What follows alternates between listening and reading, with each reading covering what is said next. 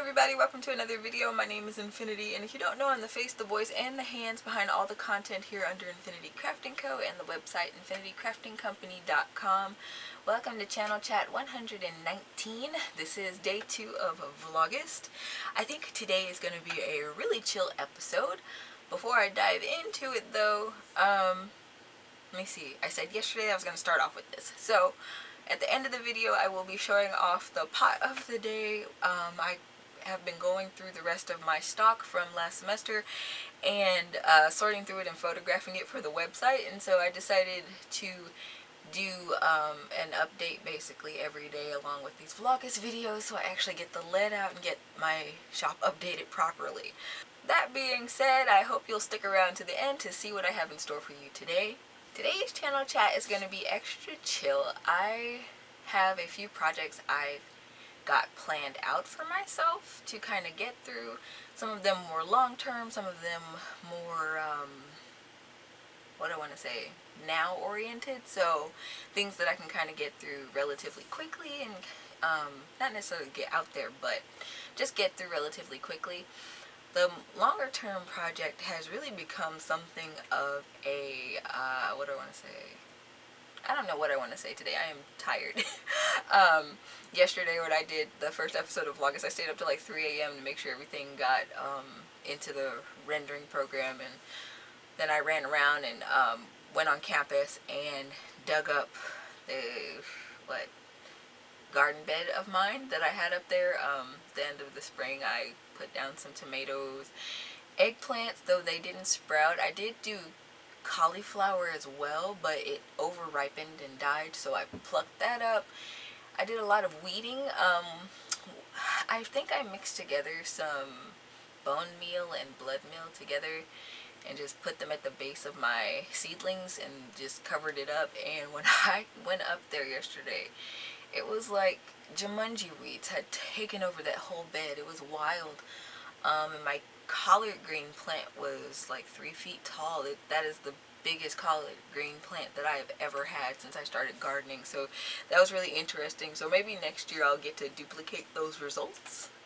Like I said yesterday, I have a lot of hobbies that I like to dabble in, and I know I've talked a little bit about gardening here on the channel, just a little bit. It's not my main focus, but it is something that I love to do on the side. So, and I also got to take my handmade basket that I crocheted out of twine a couple years ago. I still have it, and I still make good use of it. That twine is so long lasting, so I was glad for that. And I got a bunch of green tomatoes. I am so looking forward to those fried green tomatoes. It is a delicacy, I think, in the Midwest, or at least in the South. I don't know. I don't really know, but they're good, okay? So I got them. As always, feel free to leave your comments down below. I will read through all of them, and if there's something specific you would like for me to cover in a future episode of this whole Vlogust run, let me know, and I will dedicate a video to it. Should give you a little shout out there. I think at first I planned on talking about why I got into crochet a little bit. Like I said, I don't want this to be super long, so I'll give you guys the abridged version.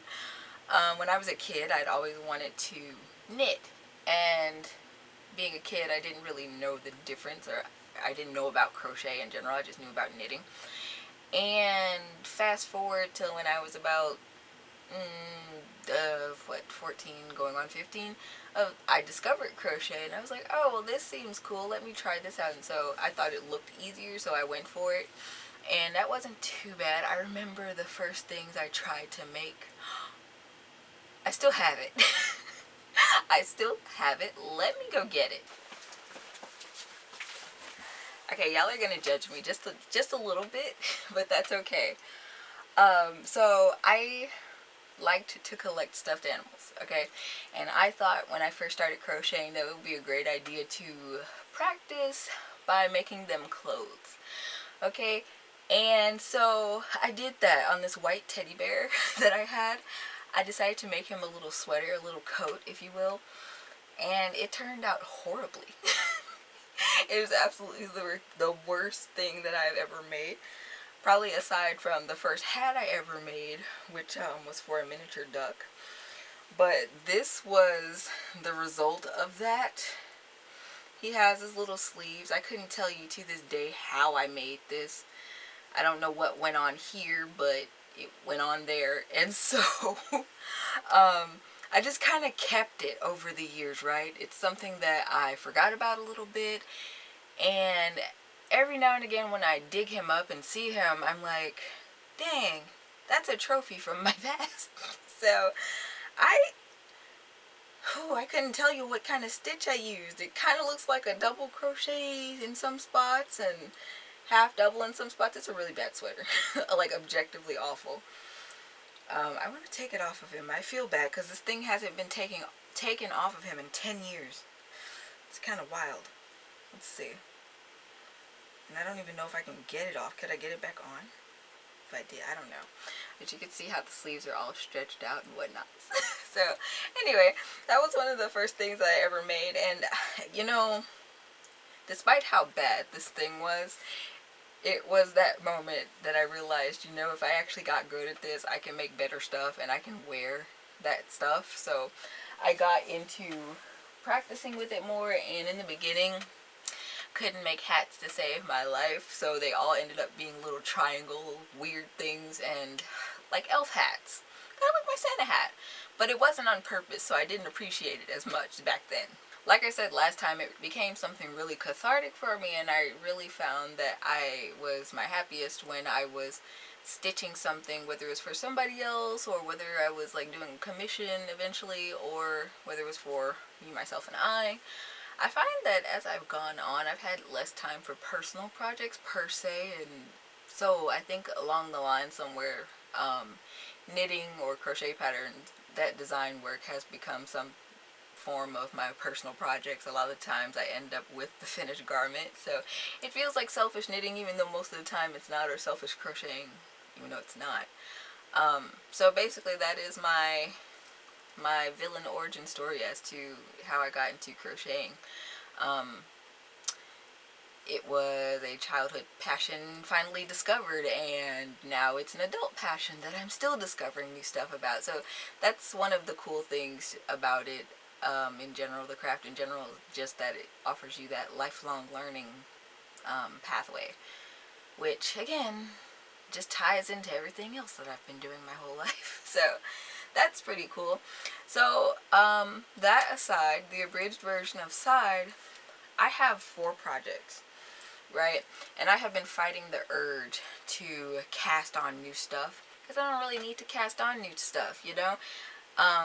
Last year I did what I thought was the impossible and finished several whips that had been 1 year plus in the making. I think one of these days, little caveat, little future reminder to myself, one of these days I'm going to show you guys my oldest whip. It is not completed, and it turned 3 this past June, so you know, one day I'll get around to it. It's a knitting project. It's a huge knitting project, and I don't know what possessed me to do it. At the time, I guess I would call it a lockdown frenzy, because that's when I began the project. So it used a combination of crochet and knitting. So yeah, I'll show that off in the future. So anyway, I digress. My projects, right? I've been avoiding casting on new stuff, hopefully trying to get through my other designs, and thankfully the things that I have to record are relatively quick, because these next 2 knits that I'm planning on recording are chunky, so yay. And now I have my wits about myself with the Breath of Autumn pocket shawl, and I feel like I can knit through that a lot faster now that I've written it and gone through the initial process with that first one. Where I don't know where I put that first one, but that's another adventure for another day. The projects I am currently working on, right? So I just kind of started this one last night, but it is yet another bookmark. I put out a reel, or what do they call them here on YouTube, a short the other day showing off the red one that I made a few years ago. I like making bookmarks. I recently, like as of last year, got back into reading as a hobby. I used to read all the time as a kid, and it was one of my joys. And I fell off of it for this reason or that, and now I've kind of gotten back into the swing of it, and I love it, and it's become a relearned obsession of mine. So I am making bookmarks. I joked on Twitter a couple weeks ago saying that I was going to make a bookmark for each book that Bookstagram or BookTok made me buy. So yeah, you know, once upon a time when I could afford books, that was kind of my hobby, and so now I'm just working on reading through them and enjoying it.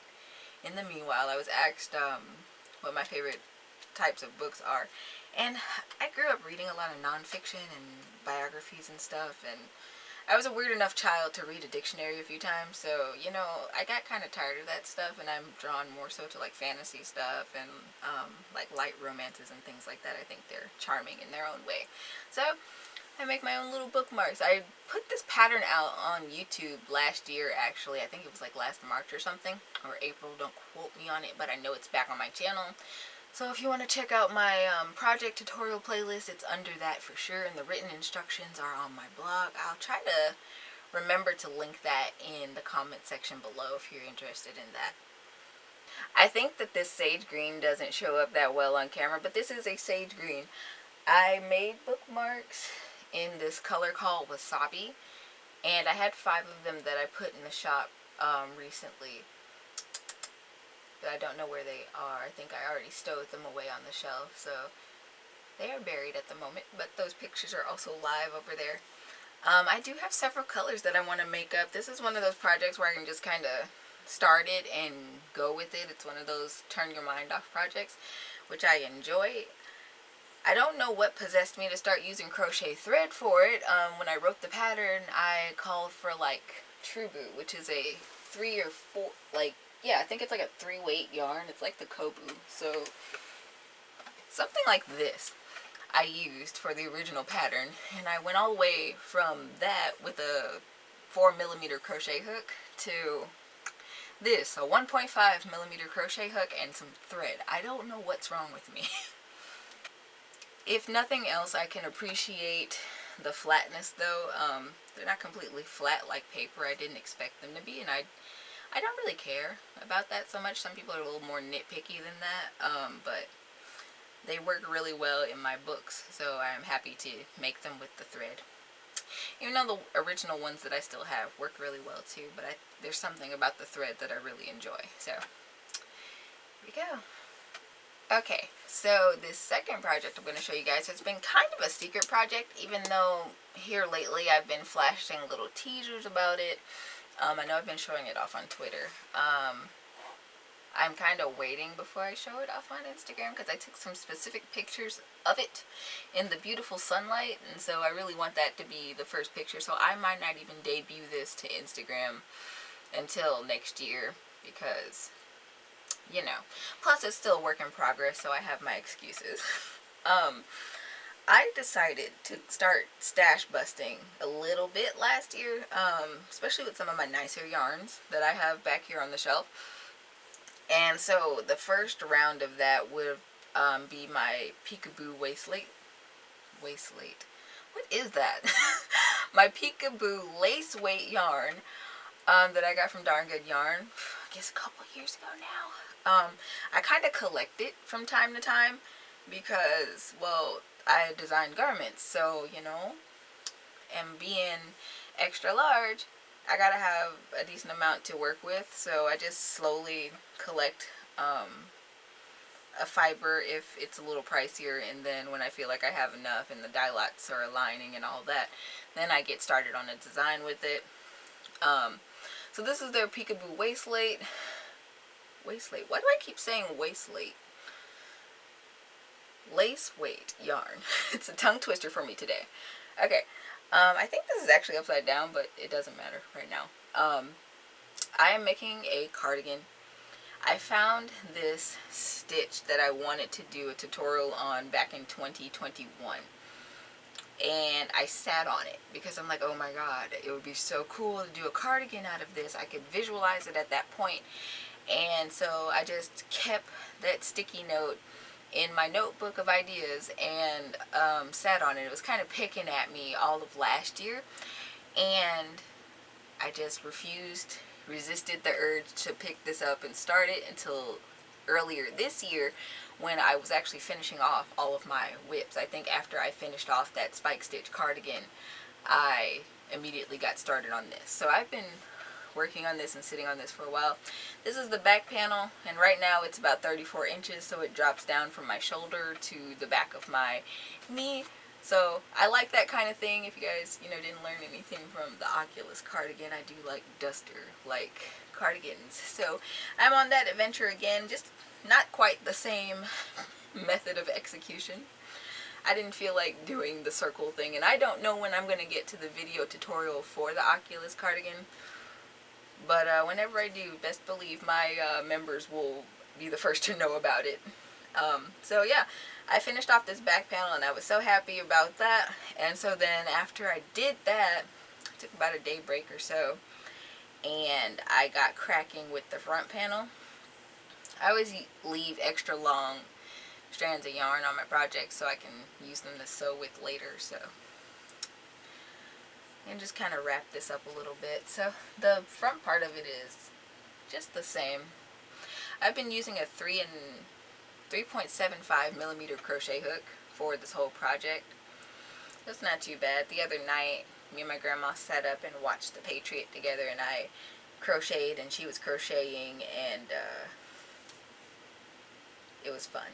So yeah, I got to 26 inches on this one. So I'm almost there. I love how the colors are mapping out with this. They're so random. It's very springy, so hopefully I'll be done with this by the time spring rolls back around again and I can reveal it in some grand manner. I don't know. These things just kind of happen as they may. I have 2 more cakes of it. I'm working on 1 cake, but I have 2 more that are wound up in this color. So hopefully that will take me through, well, I know it'll take me through the second front panel and part of the sleeves. So, we'll see where this design goes from here. And I've been keeping everything in baskets here lately, simply because I have a lot of yarn to these projects and they don't fit in my yarn bowls. Which is kind of fun to sit back and use these things. Sometimes when I'm swatching and I just have a ball of acrylic or something that I wound up, I'll just stick it in one of my yarn bowls and kind of use it out of there. It's a very nice feeling, if I do say so myself. What else? What else? Let me see. First project was a bookmark. The cardigan. The bookmark is kind of a non-project thing. It doesn't have its dedicated basket, so I can say that that's kind of a half whip, so to speak. The next whip that I have is actually not even started yet, but I'm going to be making another water bottle holder, a large one. I'm thinking about doing it in red and black, so I have it. That was my crochet hook. Oh my god. Hope it didn't break anything. Anyway, red and black. Don't ask why, but the 2 colors were sitting together on my shelf and they just screamed at me, so we're going to go for it. So we're going to see how that turns out. Sure, pretty well, just like the other ones do. The next project I am planning on doing and preoccupying myself with, I actually haven't cast on yet, but I have taken measurements on it. I've been wanting to make my brother a sweater for a while, and as it were, we're about the same size and the same height, so even though I took his specific measurements, it won't be that hard to work on it when I'm not directly next to him, staring him in his eyes while I'm knitting. Are you sure your shoulders are that wide? So that's pretty cool. So was it a couple years ago or was it last year? I really don't know. I feel like maybe it was last year. Like I said last episode, my perception of time is a little skewed sometimes. But his favorite color is green, and I'd gotten this yarn probably last June or so that I could start on that sweater, and I never started on it, but I got this variegated green. It's a Karen Jumbo ombre, and then I got a 1 pound with a more or less corresponding green. And so I am actually going to knit it with regular normal people knitting needles. I'm not doing any lace knitting, you know, no impossible stitching. I am actually using 5mm circular knitting needles for this, and I would like to just pat myself on the back because all of my knitting projects here recently have just been thin for no reason. Like, maybe I'm just a glutton for punishment or something, or maybe it's just the lengthy progress, or let me see, lengthy process that I enjoy. So yeah, I got this all planned out. I doubt if I use all of this yarn for that, but I have enough to get cracking on that design whenever I feel the spirit. Alright, last but not least, this project that I am about to actually start probably after I finish doing this channel chat is my my Fresh Peaks sweater vest that I started on. Well, not that I started on, but that I completed earlier in the year and took pictures of. As it turns out, I modeled my finished project and didn't even realize it. I accidentally stumbled across the pictures while I was looking for photos of something else. I was like, huh, well, isn't that something? So I was very happy about that. But I want to say early last year, back in like March, I'd gotten the yarn for the first one. The green spoke to me. That emerald green just pops, and it's even more brilliant in person than it is in the pictures that I show you guys. So it spoke to me, and I'm like, you know what goes really good with vibrant color? Gray. So that's kind of what happened with that color scheme, and so I made myself a simple sweater vest using a stitch that I modified from Crochet. Like I said, I'm very intrigued by that. And I did a little tweaking so that it looked fairly close to the crochet stitch, so I'm very, very pleased with it. I think I've also found another method on how to do the little V spot for the collar, and I might play with it when I remake this and record it for the pattern, which I don't know if that pattern's going out in December or January, but we'll see about that. I'll let you guys know sooner, not sooner, closer to that time of that release. But yeah, last March I bought Wool in the Gangs, Crazy Sexy Wool. It was like the first time in my life I was ever able to like play with it, and it was on sale, so I grabbed a few balls of it and hashed out the first design, and so I knew what I needed for the second go around, and so I've got it. I've got this really nice eucalyptus green, which it looks like that's going to be the main color. So it's going to be my color A. And then to contrast with it for the spikes, I got this taupe color. It's called Stormtrooper or Sand Trooper Beige. Okay, there we go. So I'm excited to pair these together. And when I knit this project, I initially started them on these knitting needles I got from Michaels.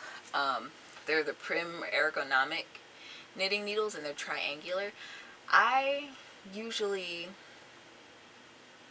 don't know, when I knit, it's a toss-up. Usually when I knit, I'm making a garment, so I'll just instantly divert to circulars, but for straights, these are actually pretty comfortable as they advertise it, because like sometimes places advertise that their stuff's supposed to be comfortable while you're working with it, and it's actually not. So this was a pleasant surprise. I was also surprised that I was able to get 50 stitches on here, so that was another feat. But I eventually went on Amazon and found the same size but in circulars so that I could continue my design, because I think I cast off about halfway through when I got a certain way for the chest, and so I left my live stitches on the circulars while I was working the first side for the breast. So that was nice.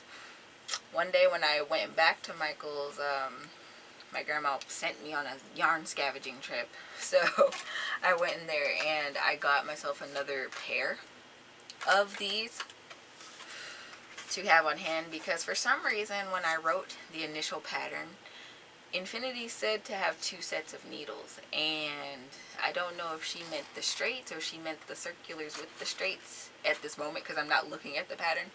So I was like, you know, let me just make sure that I have the needles that I need before I take on this second vest. So I'm really looking forward to starting this chunky knit, because I know it's going to work up super fast, which is great, because the semester's going to be starting soon, and I won't really want to start things. Even my camera batteries are telling me to shut up. But anyway, so I think the long and the short of that was just that I wanted to make sure that I had the adequate needles to start my project. Oh, and the fact that the semester's starting and I'm going to want to start new projects during the fall, but the responsible student in me will be like, no, let's not drive yourself up a wall. So I'm just going to chill and work on these dedicated projects I'm sure will take me through until December. I'm trying to figure out at this point what kind of project I would want to engage with, embark upon, I don't know the words for it, for Christmas. As usually I put something out for Christmas, but I honestly have no idea this year how that may go, or if I will just be quiet all winter. I don't know. So I got a lot of planning to do for that. But that's about it for today. I intend to take it easy for the rest of this afternoon. Like I said, yesterday was really hectic. I went and plucked tomatoes and weeded a bed and fun times. So, and did a bunch of errand running because that's just what I do. So I hope you guys enjoyed today's episode. It's not quite the end, as I promised. I will be showing you guys the pot for the day. I'm excited about this one because I remember it by name.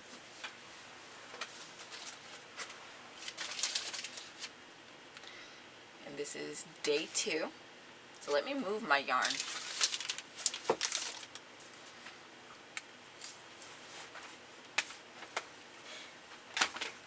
It's funny because yesterday's shop update almost didn't happen because I was out and about running errands, and I almost forgot that I hadn't pressed the publish button on that listing so it could be live for you guys after the video. And while I was out, I was like, oh shoot. And I was so glad at that point that I had the app for my website on my phone so I could go in and play around with it and figure out how to publish that for you guys. So that's there. Today's piece is most definitely live after this video, so if you want to head over and check it out, if you like it, then feel free to do so. Day 2, her name is Mildred. I just look at these pieces kind of, and whatever I'm feeling, that's what I roll with. So here we go.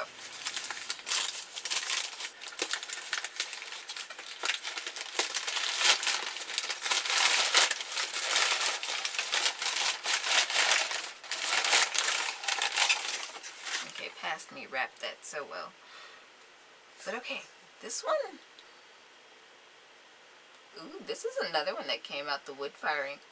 And again, you can tell red pieces when they come out the wood firing, that they've come out the wood firing, because there will be these subtle, sometimes not so subtle, flashes of gray around the rim of the red. Red doesn't like raw flame, shockingly. So whatever's in the ash of the wood doesn't like whatever's in the glaze of the red, and it just turns it into this washy kind of gray thing. I don't know if you can see that against the light and stuff, but it's kind of streaking through there with the gray. But I wanted to play around with this matte black. It was a Cone Tan matte black in the studio. It was experimental. I don't know why I was so brave, but I was. And I wanted to see it going over some red because I really like the black and red combo of things.